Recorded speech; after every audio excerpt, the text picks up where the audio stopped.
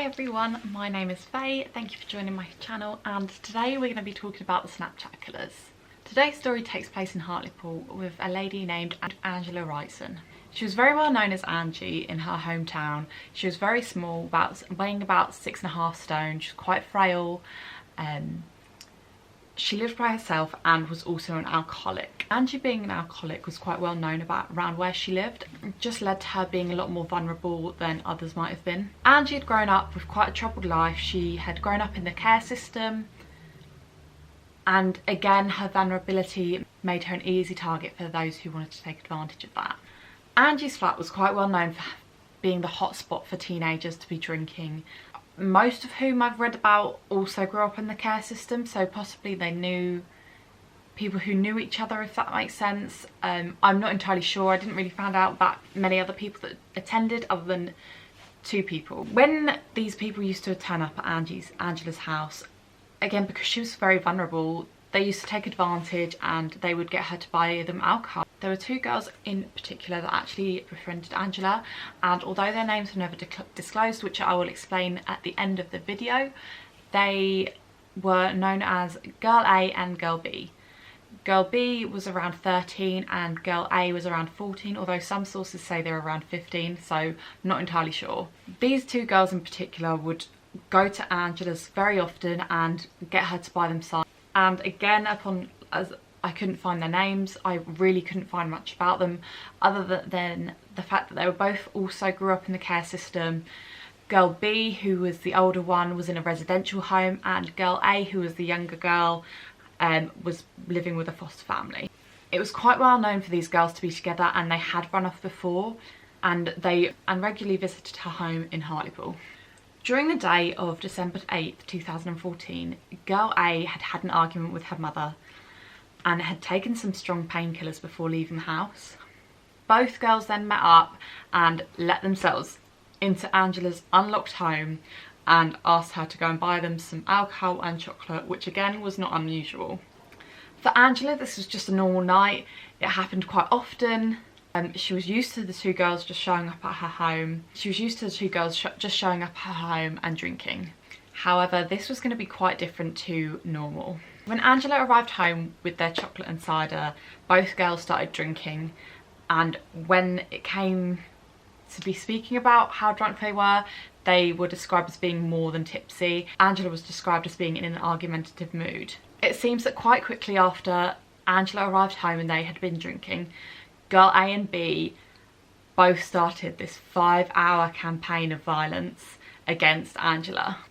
Between the hours of 7:30 p.m. and 11 p.m, they had restrained Angela and battered her with some of the few objects that she actually owned. Some of these included a computer printer, a kettle, ornaments, and even a piece of wood that had nails sticking out of it. It's also said that they hit her over the head with a television during the attack. Mid-attack, they for some reason stopped, just dropped everything they were doing and decided to take some selfies, which they then posted to Snapchat and captioned with nah, just NAH, but no one knows what this means or why they captioned it that. In the background of these selfies, you could see Angela's bruised and battered face. Upon uploading that first one, they then continued to take more selfies and more pictures, and Girl B actually made a phone call to one of her friends. This friend then explained in the background of her phone call she could hear Girl A shouting in the background, "Smash her head in, kill her." A little after 11 p.m, the girls left to go and meet another friend.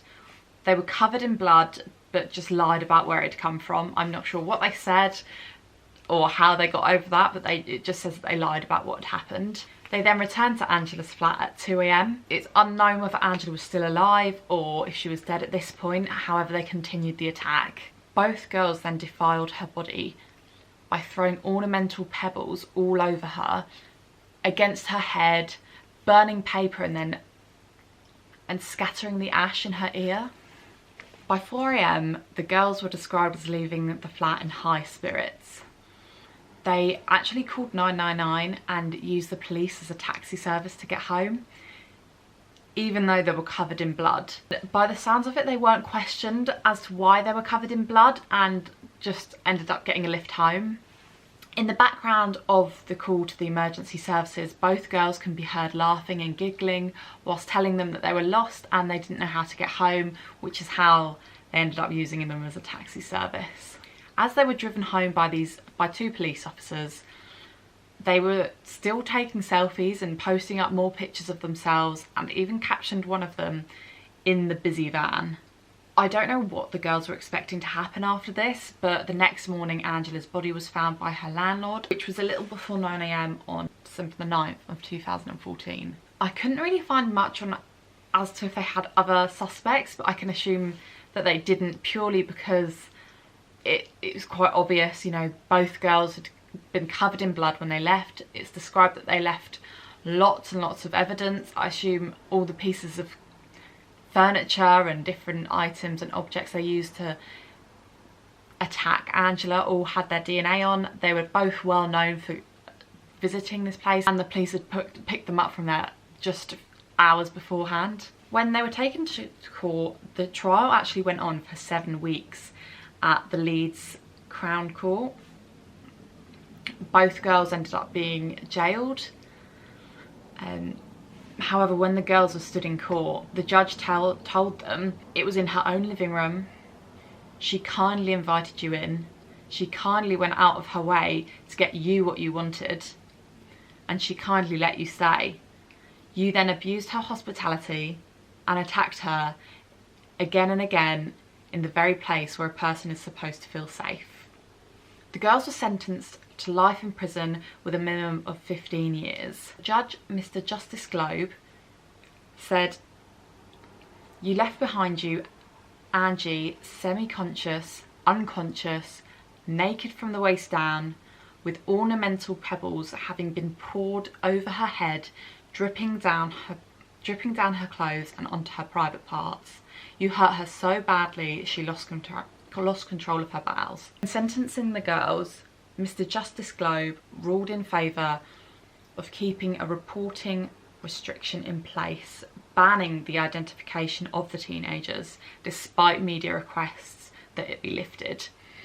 I don't know why they've done this, perhaps to save the homes that they'd come from or the foster homes they were in, because I know for sure different stories of other like child killers have had their names written out, so I don't know if that would be reviewed when they become of age. I'm not sure, but for now that's why we can't find any information on them or any of their names. However, even now, almost 6 years on, no one knows what their motivation for doing this was, or why they decided to attack someone who'd been nothing but nice to them, bought them what they wanted, and had let them into her own home. And I guess until they tell us, or if they ever tell us, we'll never know. But that is the story of the Snapchat killers. I hope you've enjoyed today's video, and I hope to see you next week. I will link all of my socials in the description box, and I hope you have a lovely week.